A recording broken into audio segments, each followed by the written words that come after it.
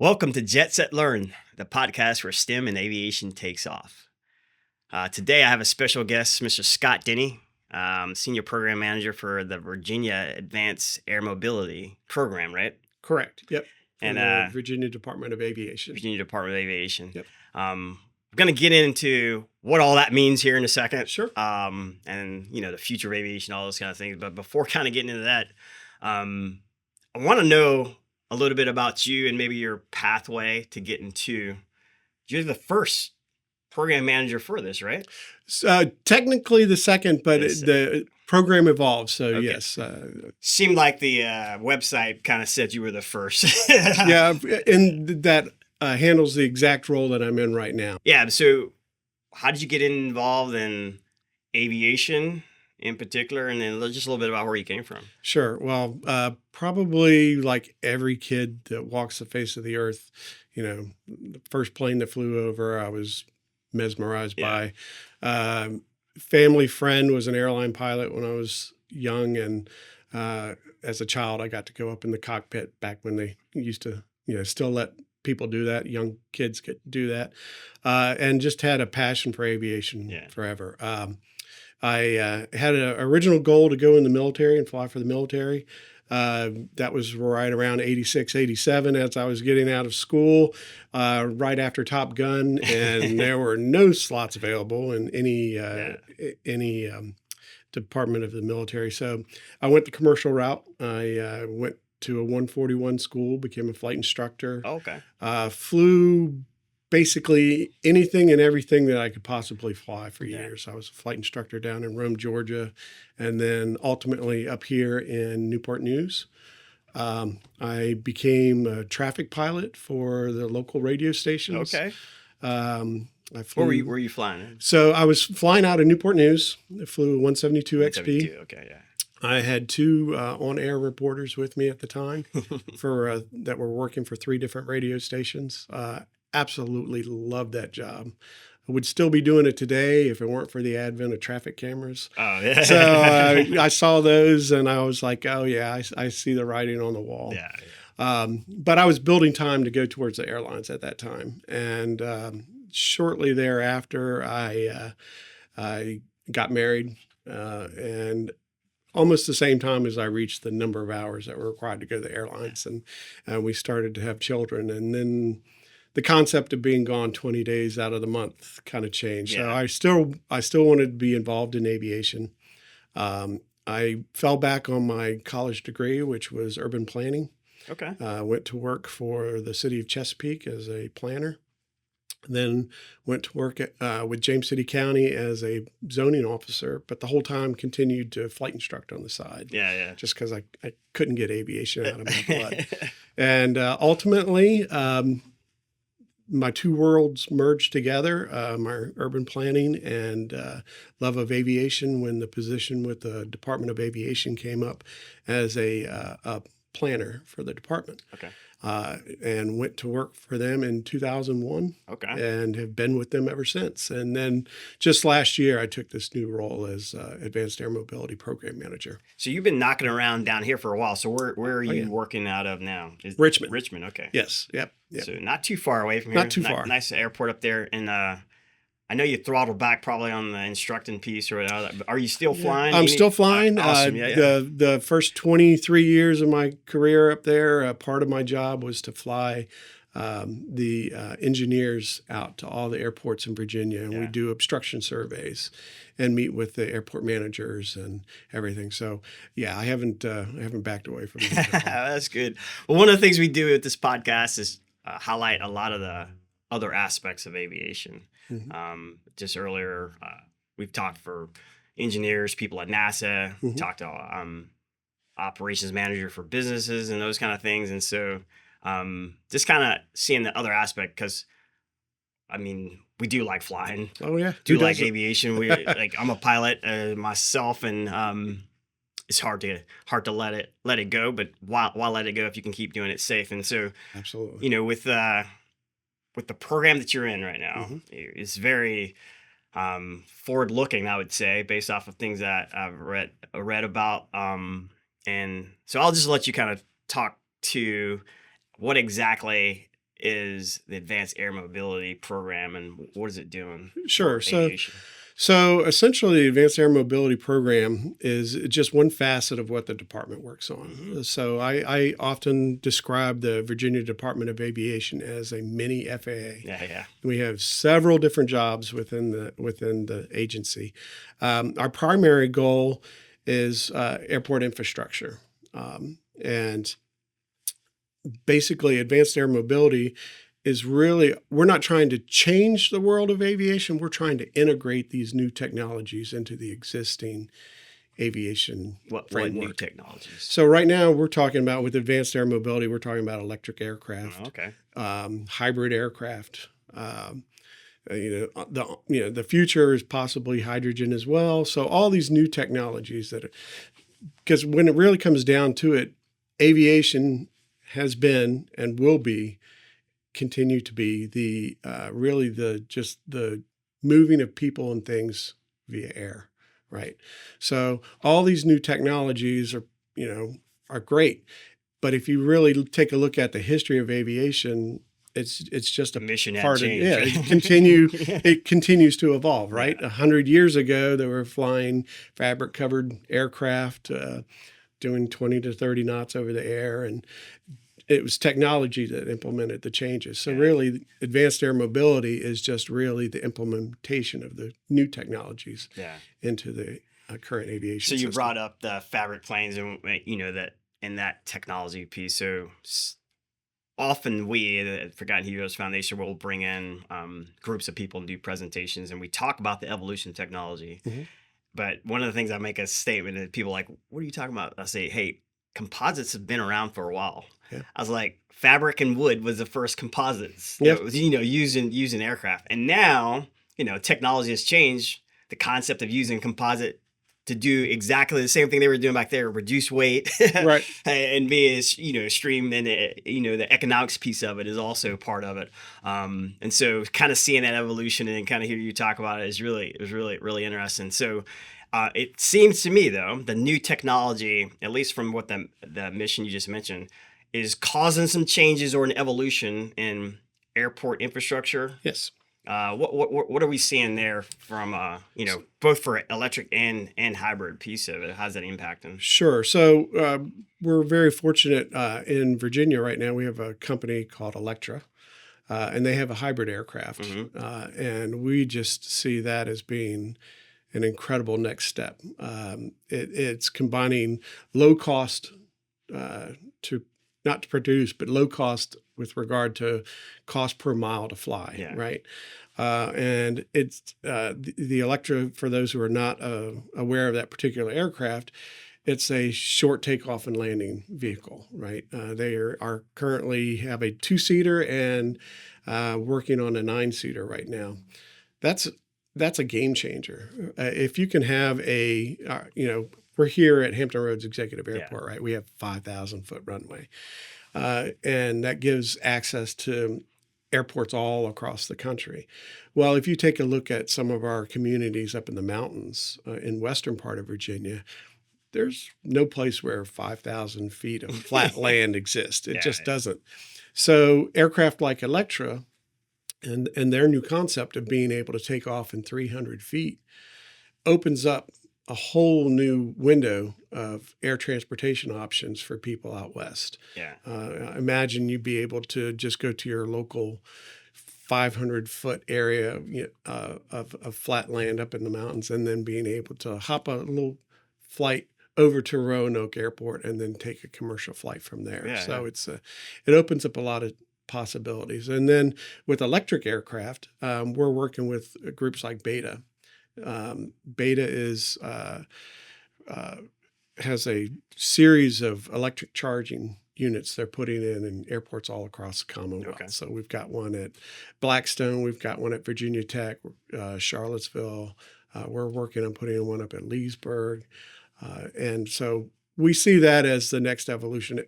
Aircraft refueling, right? It's just a different type of of refueling a particular aircraft. So it's implementing that new technology. So kind of going back to the concept you brought about, hey, aviation is just moving people and things, right? Yep. And then you mentioned this short takeoff and land capability that Electra is developing and how it applies. And you brought up the rural use case.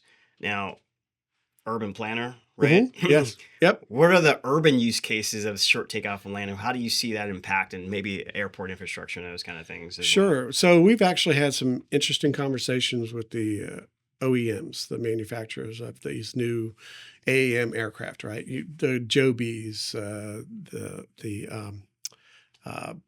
again, the Electras and the Archers and all of those. So interestingly enough, they do see these aircraft utilizing existing airports. Okay. And from their business model standpoint, it makes a lot of sense. The existing airports have the terminal buildings. They have auto parking. We're, as a government agency, attempting to get them all three-phase power throughout the Commonwealth to help fuel these aircraft. Right, So yeah. really, the infrastructure is there. Now, granting access to where they want to go, right? We have several entities who have the business concept of they'd like to go from their local general service airport up to, say, the Pentagon and land on a short airfield there and do a shuttle service. So, and that's all that's all feasible. It's just how do we get from here to there? It's implementing that technology. Yeah. So there's the infrastructure piece that you deal with. Yes. But now you're kind of hitting toward policy adjustments that's going to have to happen. So from air taxi or, what are some of the policies in addition to, hey, approving some of these? Because if they home base at your standard airport, no real major infrastructure and pulling them electrical power there. They already have space clearance and all this kind of fly there. But what are policies in addition to potentially authorize where they're going that needs to happen in order for the market to be able to be addressed in a way that meets what they're designing for? Sure. So I'm glad you asked that question because really government's role is two things. It's infrastructure and policy, right?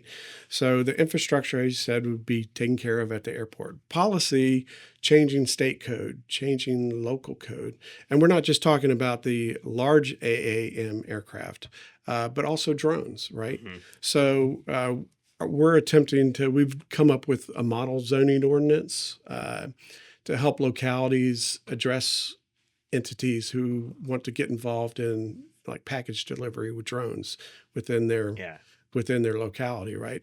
If you take a look at zoning ordinances across the state, I guarantee you almost none of them address drones, right? Because it's a new technology that's being applied. So we're the subject matter experts, so to speak, and we help the localities amend their local ordinances and amend state code, quite frankly, because right now the way the state code says, is worded rather, is that every takeoff and landing area within the Commonwealth of Virginia has to be licensed or registered with the Commonwealth, with the Department of Aviation.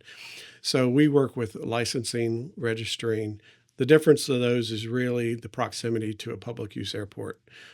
If you're within 5 miles of a public use airport, you have to be licensed, which means our engineers will go out and we'll take a look at it, make sure there's no safety issues or problems that would create for an existing airport. And then if you're beyond that 5 mile range, then we'll register and just. And that's for the drone piece of it? Yeah. Okay. Yep. So, or private airfield.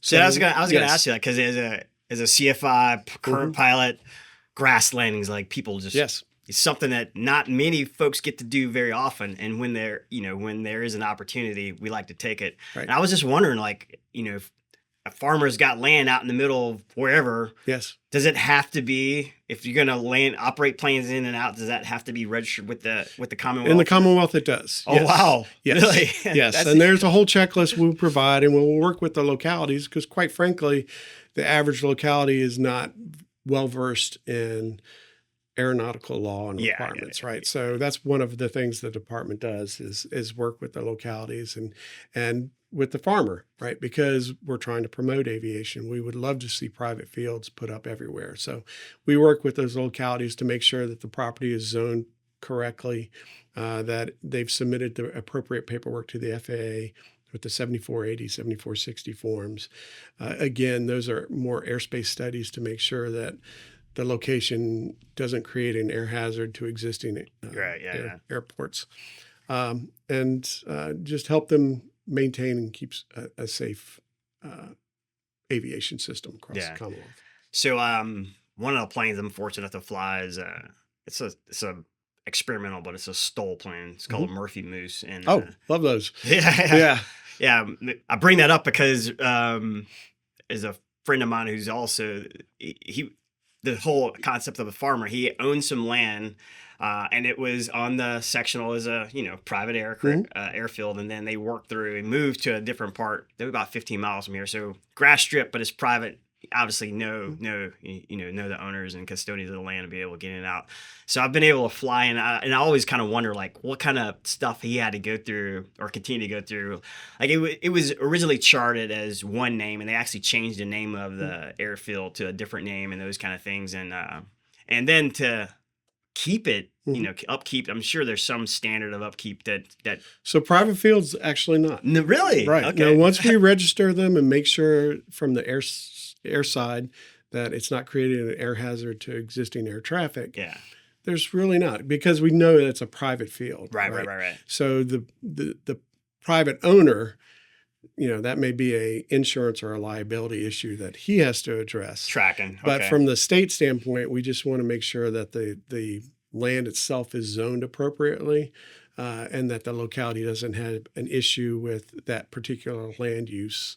If it's immediately perpendicular to a school, that sort of thing. Right. So those are the issues we help with the locality scout. So bringing this back to air mobility or advanced air mobility vehicles, both small and large, private airfield ownership. We know that infrastructure is changing. Is there a reassessment that happens? So like, hey, this private airfield initially didn't pose an impact to air traffic, but now based off of the other changes in the Commonwealth, if you will, infrastructure changes, air traffic, which will result in air traffic changes. Is there a reassessment that happens, or as those things expand, there's assessments that happen, and that's how you find There's constant assessments at the public use airports. Okay, yeah. At the private use airport, is more of a landowner issue. Okay, all right. So with regard to the public use airports, we do inspections multiple times a year. Yeah. And it's not just for, checking development around. We're also checking for tree growth, right? We want to make sure that the approach corridors in and out of the airports are clear and free of obstructions. Yeah.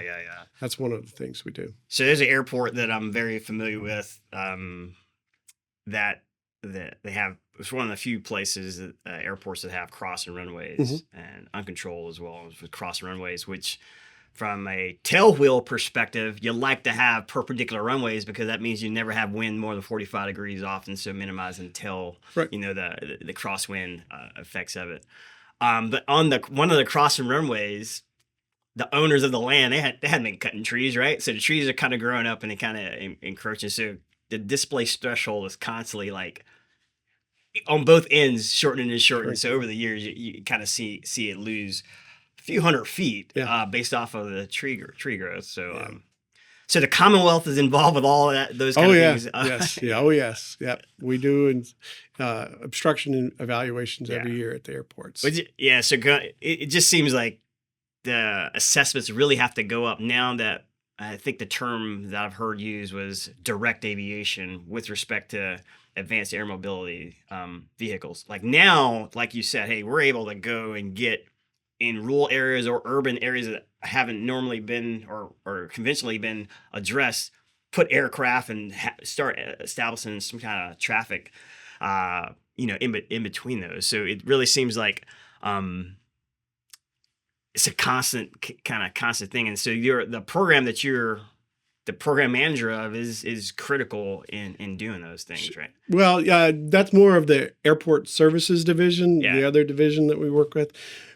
I'm more of the integration of the new technology. Right. So I'm working with the betas to install the electric charging cubes at the airports. I'm working with the Electras to try and keep them in Virginia, keep them manufacturing in Virginia throughout their development process. I'm working with the localities on upgrading their zoning ordinances, and with our own legal team at the Commonwealth to update any state codes that may need to be addressed with the new implementation of these new technologies. Yeah. Super interesting. Question on with respect to the companies like Beta that are coming and bringing the charging stations. Have the charging stations standardized the charger itself? And the reason I'm asking that question is because we have an electric plane here, full electric, and I can get 3 different chargers with 3 different heads.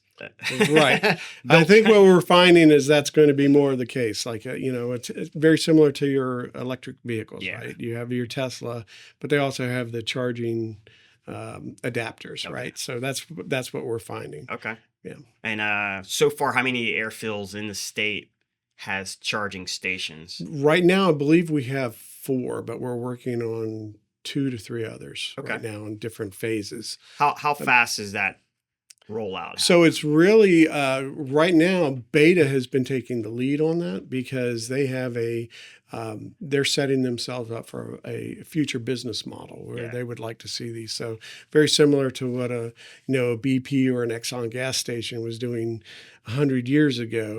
You can have cars all over the place, but unless you can charge them, they're going to stay in the same general location. So Beta is taking the lead on installing some of these charging cubes throughout the Commonwealth. And so right now, Virginia Tech, Blackstone, Leesburg, we're looking at Hanover and potentially Hampton Roads Executive and potentially Newport News as well. Okay. Yeah.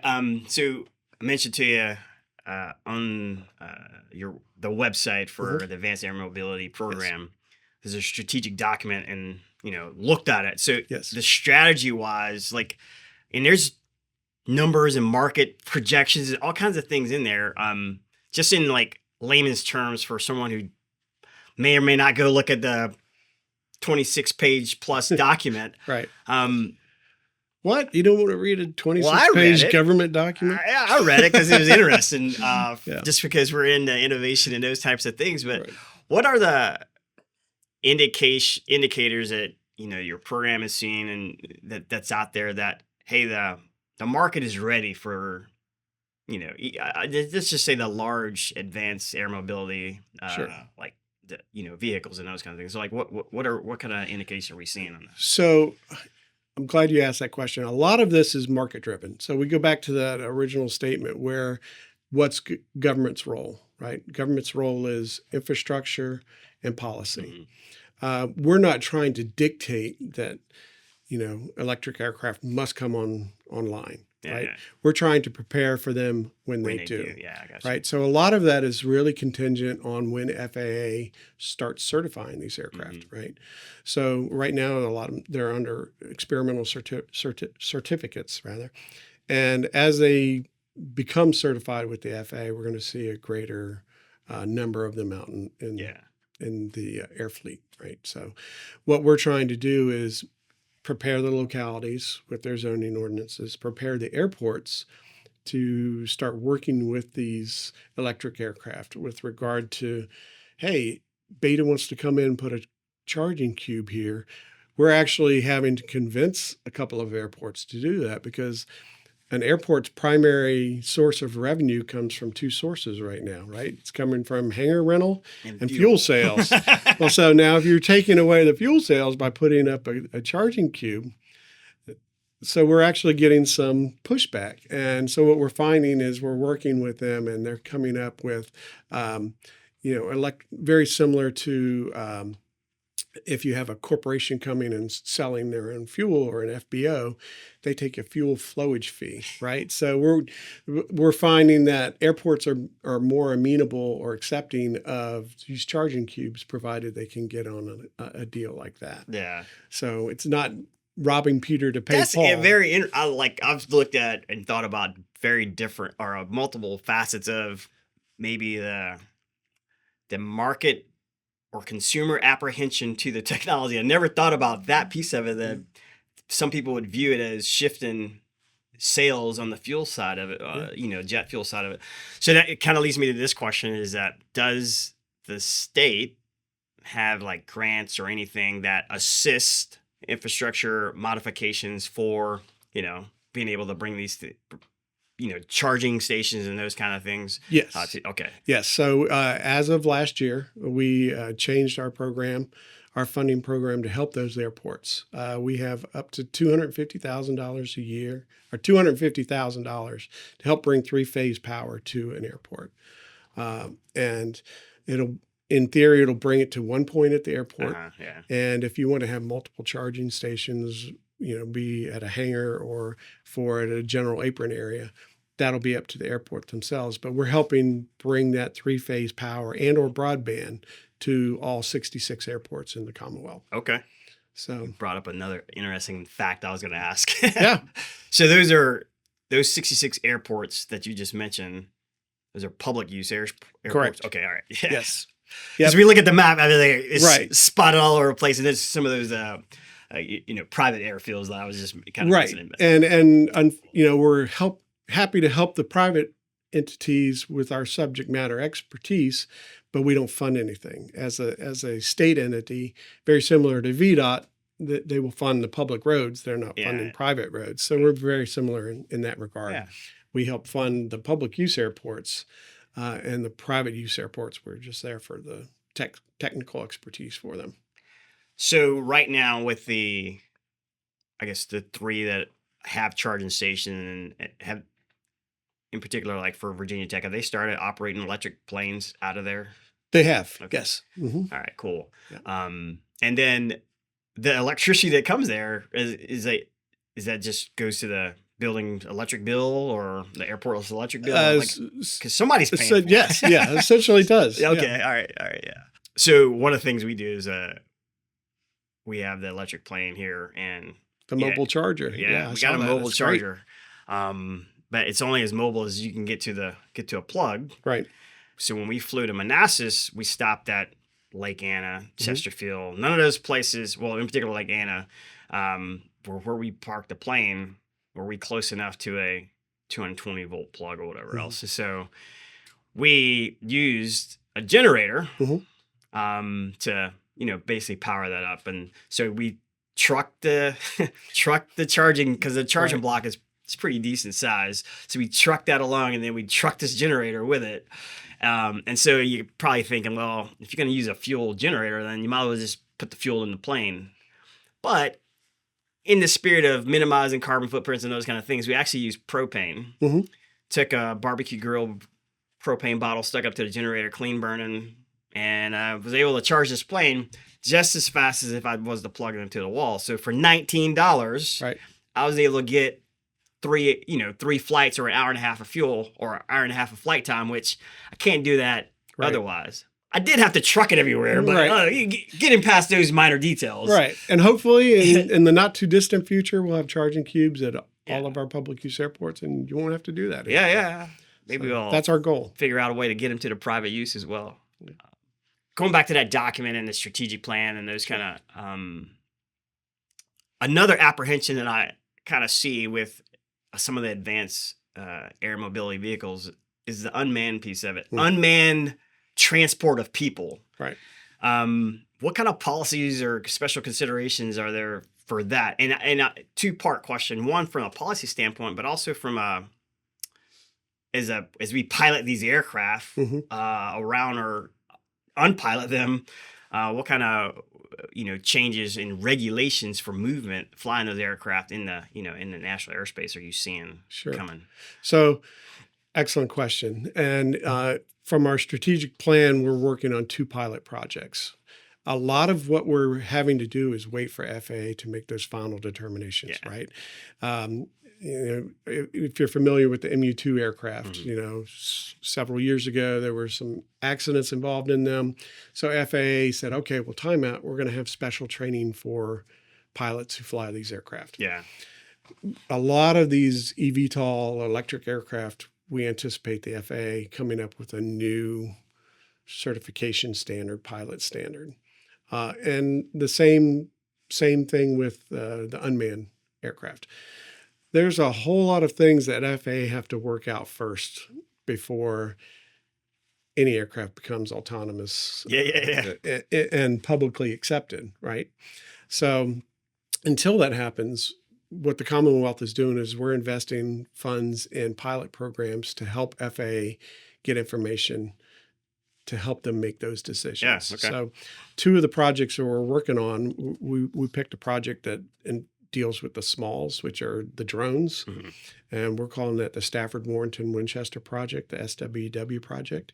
And that particular project is looking at, a corridor, if you will, of drone traveling within that corridor to each one of these airports. Yeah. And they're evaluating, okay, how are they integrating with the existing aircraft at these airports? So that project just got funded, and it will be kicking off here shortly. And hopefully we'll be gathering data for the next year, and then help FAA make some of those determinations. And then a similar project was taking place in Texas doing the same thing. So it provides a lot of data for them, gives them a lot of background. The second project the Commonwealth is working on is a smart airspace project. You touched on it yourself. One of the major issues with electric aircraft is the short range before having to charge up. So as these aircraft become certified, initially they're going to be certified VFR, they're going to be certified piloted. But the ultimate goal for these corporations are to have them unmanned and be able to fly in any weather. Well, if you take an aircraft with a limited range and then fly it in IFR, and they have to fly an instrument approach procedure to get into that airport, it reduces the travel time significantly, correct? So the part of the Smart Airspace project with Virginia Tech that we're just kicking off is we're evaluating, are there new instrument approach procedures that can be developed specifically for advanced air mobility vehicles that will reduce the instrument approach procedure, and it'll be more of a point-to-point instrument approach procedure that will allow the aircraft to have that range plus that safety length of time in the air. So we're working on that.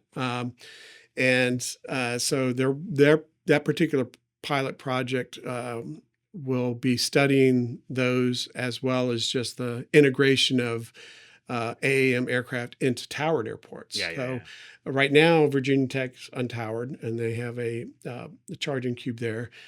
They'll be flying to Blackstone Airport, where the Commonwealth last year built the very first vertiport, and they have a charging cube there. And it's a joint use facility, so it's also going to be integrating with military aircraft.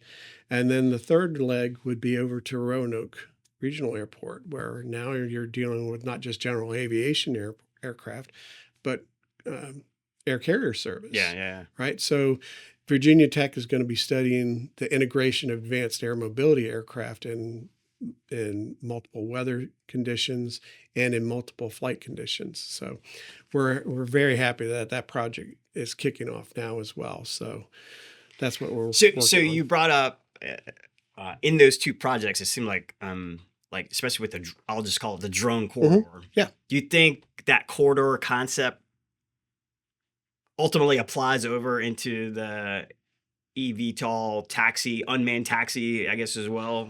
That's what we're hoping. Okay, Yep, we're hoping to provide enough data that those assumptions can be made. And it's all learning. And then the other piece of it is, if it's unmanned, other than, I guess, traffic separation, is there a need to actually fly full approaches? It seemed like what you were kind of going toward, because you're already 0-0 anyway because you're unmanned.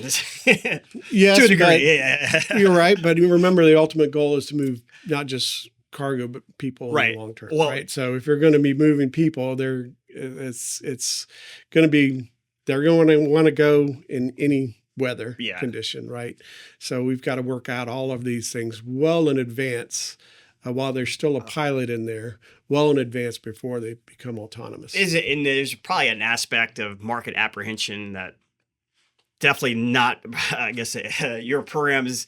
And that's like, if the average person would walk out to an unmanned air vehicle and just get in it, and then just, So there's and I'm really, really interested. I didn't know what my personal preference is right now. And it's not that. And I don't know. Maybe I'm the average bear. I don't know. I think I'm maybe the average bear. So what are they doing? And I think, with you guys being out in front, addressing the safety concerns and the policy and the procedures and nailing that down while you got somebody in there is going to ultimately, be able to ease the apprehension, if you will, for the, the average person walking around. Absolutely. And it will be a crawl, walk, run scenario, right?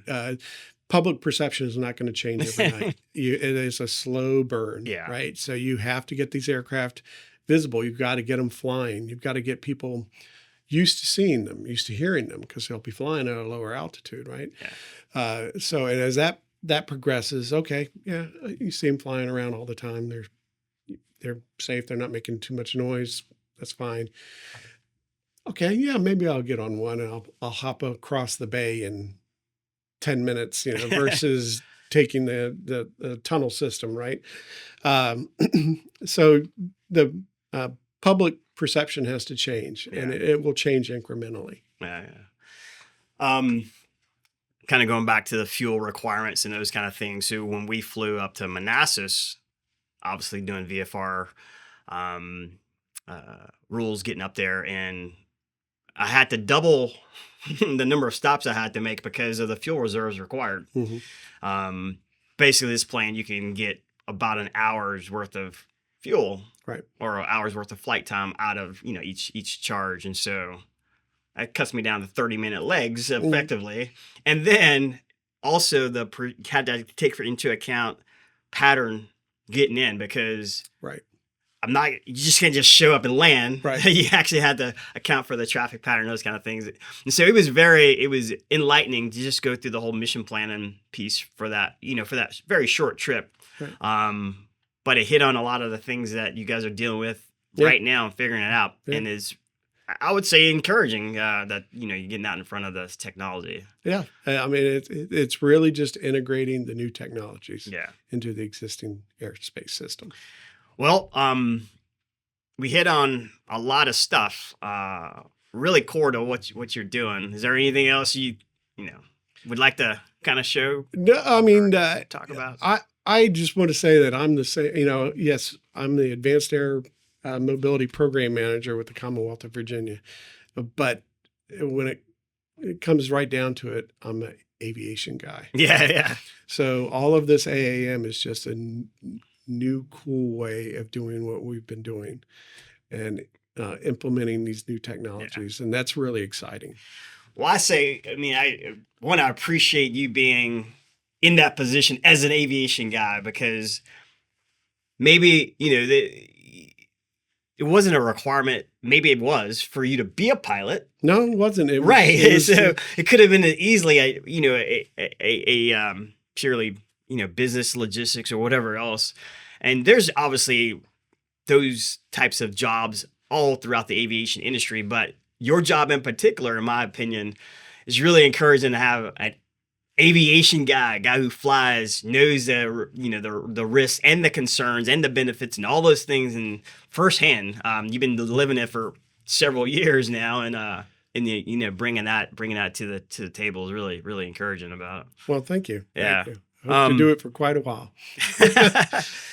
So I just want to thank you again, because this podcast really is about just enlightening folks about all the different aspects of aviation. So to have another pilot sit here, but also integrating and, just involved in such a critical part of adopting the technology that in the long run should make the industry better from, financial standpoint, but more importantly from a safety standpoint, while keeping pace with the amount of people that we need to move and the amount of stuff. I really like that way you said, hey, it's about moving people and stuff. And so, and having that there. So it's been a really cool experience talking to you, chatting about it. And, let's do it again sometime. I'd love to. Right. Thank you so much.